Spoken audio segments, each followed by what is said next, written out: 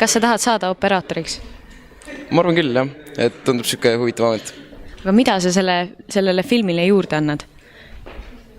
Actionit.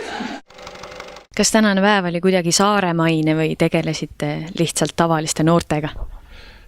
Minu meelest oli Saaremaale tulek on ise juba märksin kell 6 üles ja tulin praami pealt ja ta on alati nagu saaremaine.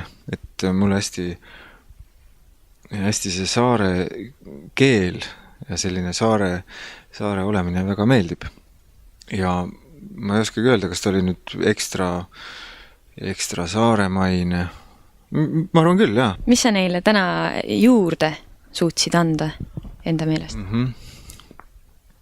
No, ma arvan, et sellise kogemuse või esimese sellise kogemuse, et mismoodi on no üldse kaameras olla, nagu mulgi siin on nagu intervjueeritava rollis ei ole sugugi kerge olla ja siis ma arvan, et selle sama kogemuse, millises raamis mina praegu siin olen, et selle sama kogemuse ma suutsin nagu anda, et mismoodi on esimest korda ennast vaadata, kuulata, see on hästi võõras tavaliselt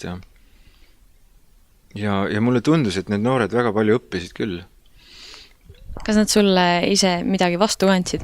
Jaa, nad andsid mulle vastu oma sellise päikeselise oleku, sellise ilma õõta eksistentsi ja kõik selle toreda, ma ei oska öelda, sellise eheduse.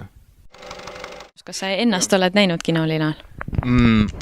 Kinolinal ei ole.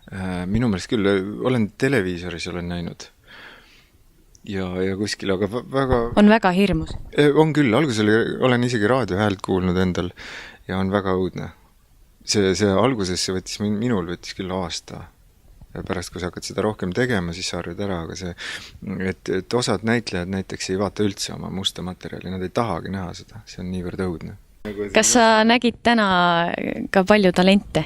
Jaa, mulle väga palju talente jäi silma, mulle väga meeldisid nad. Minu käest küsiti, et kas ma nägin nagu selliseid ürgseid andeid. Minule meeldisid, jah, palju oli. Nii vanu, noori, uusi, vanu. Sind otsitakse. Sind ja liiguta end. Filmitalgud vajavad su tugevaid töökaid käsi ja helget mõistust.